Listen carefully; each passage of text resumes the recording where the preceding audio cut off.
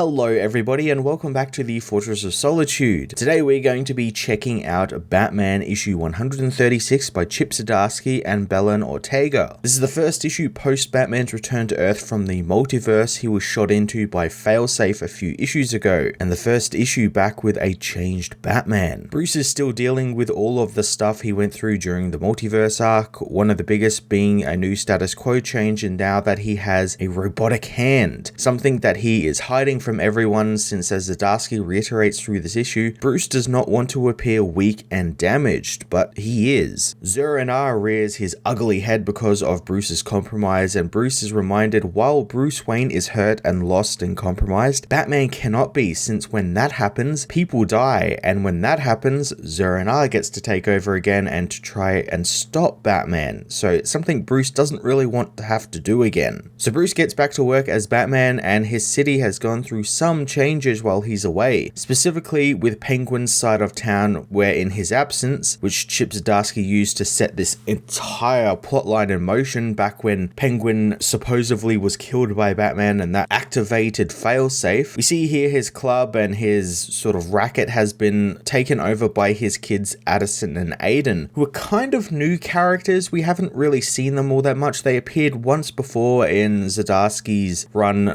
really early on, when they beat to death, or at least beat into a coma, Black Sun, which was the son Oswald had before, who was like a metahuman, and he's the one I knew about. I didn't know about these other two. So we get to see a little bit more about them this issue, and I really enjoyed Batman returning to dealing with some organized crime, you know, breaking up some illegal gambling rings, or as he calls them, growlers is what they are called here in universe. It felt very Frank Miller Batman Year One, with an uneasy and sort of out of his depth Batman dealing with some crime families, and much like Zdarsky has done previously, I like Batman isn't the Bat God here. His recent adventures cause him to underestimate what he thinks is just two simple sort of crooks, you know, sort of like the Penguin, but as it turns out, Oswald's son is superhuman and ends up wiping the floor with Batman. This is where Ortega's art really shines, as she makes Batman look like this real hulking threat when he first appears in this club. He's like huge, you know, shot from low angles, so he has this sort of presence about him, and I like that that's a visualization of the facade Bruce is trying to put on for the villains of the city, so they don't know that he's not at 100%. The fight with Penguin's son was really great as well, really brutal and chaotic, since Bruce has no idea what hit him, and he spends the entire fight trying to figure out how to sort of get control of it again and what to do, and it leads him to actually use his robotic hand for a change to break the man's hand and leave the villains with a little bit of a warning. Zdarsky recently also begun exploring Bruce and Selina's relationship, since in the multiverse he ran into another Selina and sort of realized that even in that universe he loved her as well, and here he gets to confront his Selina as Catwoman has recently broken out of jail, and it leads to the revelation that Selina of course knew Oswald faked his death, but in keeping it from Bruce it led to Failsafe being fully unleashed on him and his family, whereas if he knew, he could have shown Failsafe that the villain was still alive, or sort of set something up to reveal that the villain was still alive, thus ending Failsafe, but that never actually happened. I really like the vulnerability Zdarsky gives Bruce in this moment. You can tell he's really kind of tired and frustrated with all the secrets and subterfuge between him and Selina, and he knows he's just as much responsible for it all as Selina is. There's a dichotomy of how Zdarsky dealt with the Matt Murdock and Elektra relationship in those early issues of his Daredevil run, fitting it nicely in with the idea that Bruce wants to be with Selina, but their lives are the things that are stopping them from doing that. It's really interesting also to compare Batman as a hero going through this sort of misery with everything with his mind and Selina and his family, to say Spider-Man, who is definitely going through it right now if you've not been reading his book, and just how differently these writers are handling it. There isn't a spitefulness in Batman's misery. It's clearly conveyed how it's come about and how it's not done in a way that's mean-spirited, and it actually has roots in the character's identity. It's just being explored in an interesting and different way than what we've seen before. It's not entirely all misery though, as Bruce does get a kind of wholesome family breakfast with the Bat family, and Zdarsky does this absolutely genius thing where Bruce begins to sort of drop the quote-unquote Batman persona and kind of go back to being Bruce Wayne when he's surrounded by the family, and in doing so, that facade he was putting on drops, causing him to revert to Bruce Wayne again, and Bruce is not okay at all, as we've been led to believe through this entire issue. So he gets to see what's actually happening, and Bruce is,